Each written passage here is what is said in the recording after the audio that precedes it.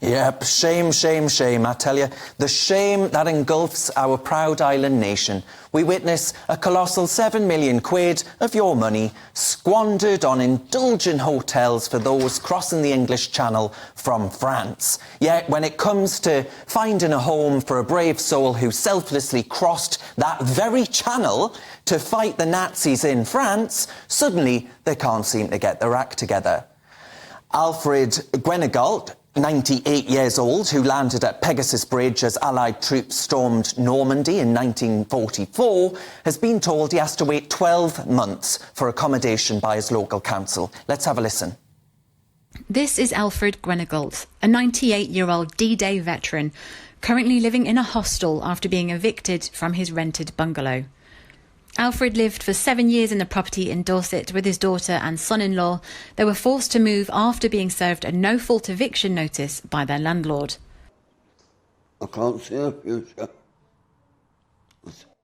I don't know about you, but I want to say a heartfelt thank you to Alfred from the depth of my heart. You know, thank you for everything that you did. We stand resolutely with you against this injustice. It's a shameful display revealing how skewed our priorities are, where we disregard the sacrifices made by heroic veterans. I think our nation has to do better and put those who served their country with the courage at the forefront of our charity. It's a charity that ought to start at home, not for those coming here with scant regard for the laws of our land. I say to hell with prioritising fighting age men who are coming here illegally. We ought to be prioritising the once fighting age men who selflessly fought to liberate a continent from Nazi tyranny. It's a damn joke. But, Benjamin,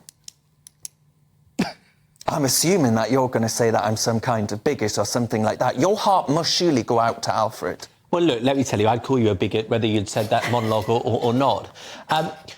The reality of what you just tried to do there by linking the appalling plight of that 98-year-old man, you know, he gave a huge amount to this country, but even if he hadn't, that would still be appalling, against migrants, against refugees, trying to pit two vulnerable groups who have nothing really in common in this situation, I think is the problem. And the truth is that the problem there is this thing of no-fault evictions. Exactly. The idea that a wealthy landlord in a sort of Dickensian manner can throw someone out. What I want to know, and, you know, generally I don't like witch hunts, but I'd want to know who that landlord was that thought that was appropriate.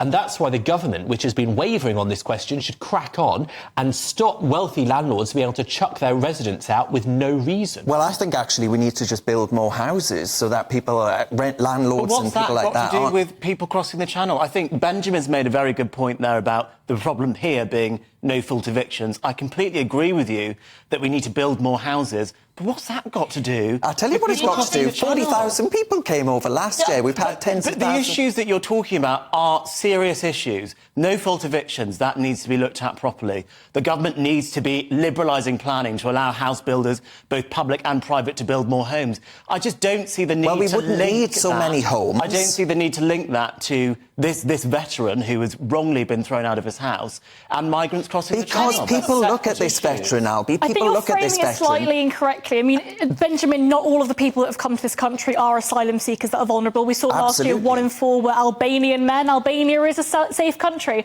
Now, but this man wasn't kicked out of his house for an Albanian. Let's just get the facts straight. But we're making the comparisons here. The comparison that we need to be looking at is, I think Darren is absolutely right, building more homes. And he's applied for social housing. He's not been able to get it. We have massive demands for social housing. Well, I tell you what. How is immigration not making that worse? It's your pin-up lady, Maggie Thatcher, that did that. She sold off all of the council houses in this country and they weren't rebuilt for the generation after them. That 98-year-old doesn't have any social housing because your fangirl, Maggie, went and sold it. Even if Maggie Thatcher had left all the social housing, the fact of the matter is that your man, Tony Blair, allowed mass migration into this country that has ensured that we don't have enough housing. Sorry, just to say very quickly, I think you'll find immigration under Tony Blair was a fraction of what it's been under the Tories. Well, it certainly started the EU side of things. May I just say something? Because it may not be a direct comparison that Darren has drawn there in his... It's not a direct comparison. There's nothing made up about it. But it is a stark example of where government priorities seem to be wrong.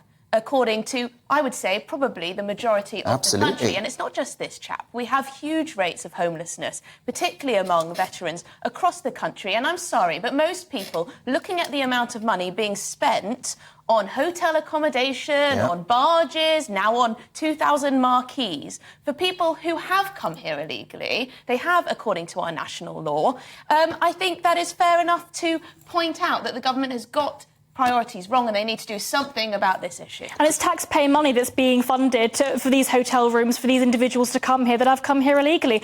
I think the solution, as they haven't come here illegally. They have. Those individuals have come here illegally. Seeking refuge is by nature legal. And we know refuge for a fact that all of them are refugees. Baguettes? I mean, the fact that 1 in 4 migrants came from a safe country like Albania is ridiculous. And Benjamin, I think you have to admit that not all of them are genuine refugees. The acceptance rates are something like 90-95% for people from countries like Afghanistan and Yemen.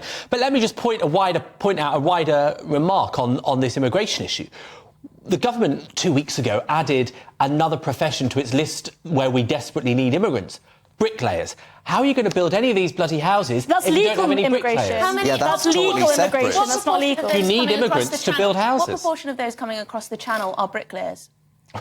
No, that's a stupid remark, because they come here and then if they get a right to work, they will go into an industry in which we need them. And why do we need so many bricklayers? Benjamin, you're confusing illegal immigration with legal immigration. I'm perfectly happy to see more bricklayers come to this country if that's what we need. Legally. But these are illegal immigrants that Darren is talking about. And unfortunately, it does feel as though we are leaving alone people in this country that have fought for our country and instead prioritising those that come here illegally. This man, Alfred, was left in a hostel because of a no-fault eviction.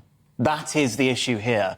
So I think the debate we should be having, this isn't what I think or don't think, but it's about the debate that we should be having, should be about no-fault evictions, not about people crossing the channel. No, because he's still trying to get social housing. His council have told him he's got to wait 12 months. Why have they told him that? Because there are massive demands for social housing. So the main reason that the social housing list is so long is because of people crossing the channel. Darren, do you really believe that? I do really believe that immigration is adding massive demands and constraints on housing. The main reason that demands on social housing are so high is because of the channel crossing crisis. It's because too many I'm saying people it's are asking to be exacerbating that problem, leading to 98-year-old veterans not getting the help they deserve. So what is the reason? What are the main reasons? Because we are focusing on 40,000 other people. Lack of housing, migration, and then thirdly, well, it would be a case of the wrong priorities. The government doesn't have people like Alfred in their priorities. So could we make an argument about needing to build more houses without having to talk about people crossing the channel? Is that possible? Well, I'm going to let you have that because I need to move on and let you have your go.